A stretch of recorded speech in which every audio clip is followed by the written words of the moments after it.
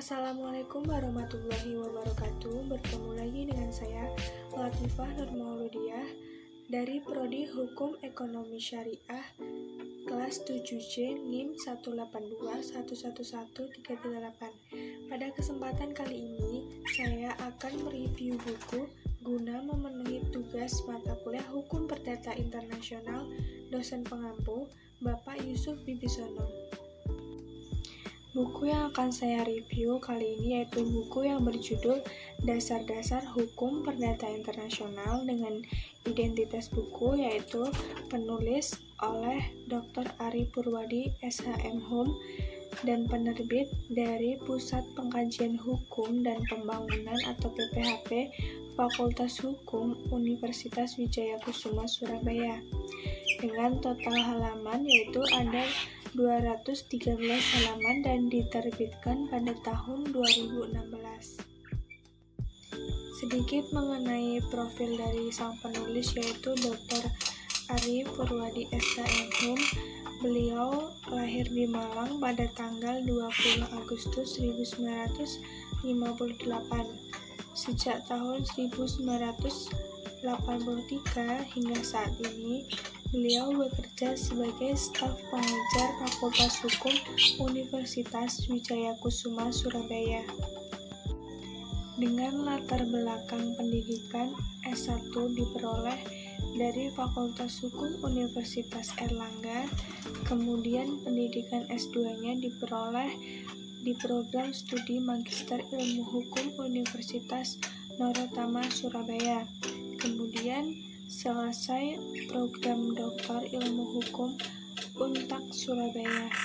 Sedikit gambaran singkat mengenai isi buku ini yaitu tentang hukum perdata internasional, di mana khususnya mengenai pengertian yang bersifat dasar tentang ruang lingkup, prinsip-prinsip, dan persoalan-persoalan yang ada di hukum perdata internasional.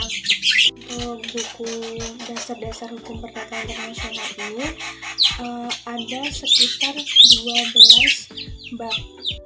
Pada bab 1 yaitu mengenai pengertian dan ruang lingkup hukum perdata internasional, di mana hukum perdata internasional yang digunakan di Indonesia saat ini merupakan terjemahan dari Belanda, Jerman, dan Inggris atau Perancis.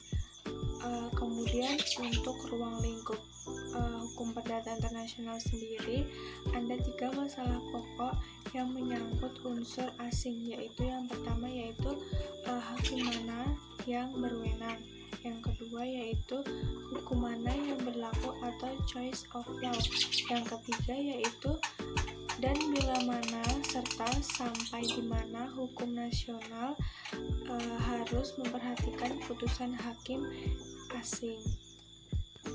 Untuk bab keduanya yaitu berisi mengenai sejarah hukum perdata internasional. Dalam hukum perdata internasional, asas-asas dan pola pikir sudah dapat dijumpai dan tumbuh di masa Kekaisaran Romawi sekitar abad ke-2 sebelum Masehi sampai dengan abad ke-6 sebelum Masehi. Hal tersebut seiring dengan pertumbuhan kebudayaan Barat di Eropa daratan. Bab ketiga yaitu kualifikasi, berisi mengenai pengertian dari kualifikasi itu sendiri, tentang teori kualifikasi, serta pentingnya kualifikasi dalam hukum perdata internasional. Untuk bab keempat yaitu mengenai titik taut, dan untuk bab kelima yaitu berisi mengenai renvoi. Bab kelima yaitu berisi mengenai renvoi. Renvoi adalah penunjukan kembali kepada hukum yang semula menunjuknya sebagai hukum yang harus diterapkan. Di dalam buku ini juga terdapat contoh-contoh kasus yang berhubungan dengan renvoi.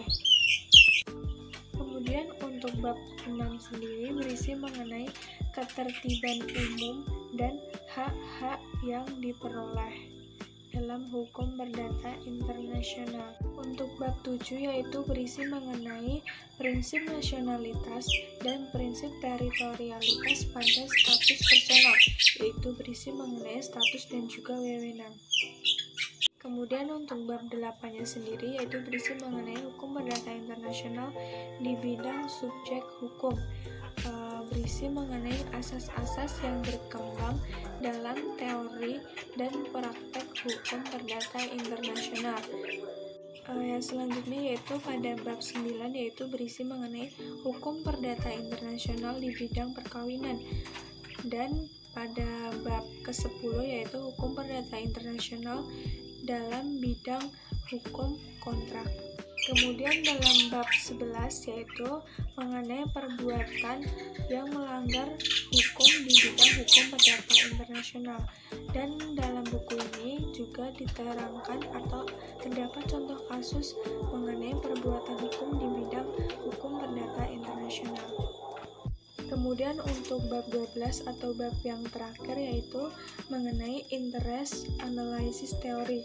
Maksudnya yaitu sistem hukumnya yang relevan dengan pokok perkara untuk memperlakukan hukum dalam penyelesaian pokok perkara yang dapat disimpulkan dari kebijakan hukum di dalam kaidah hukum lokal yang bersangkutan.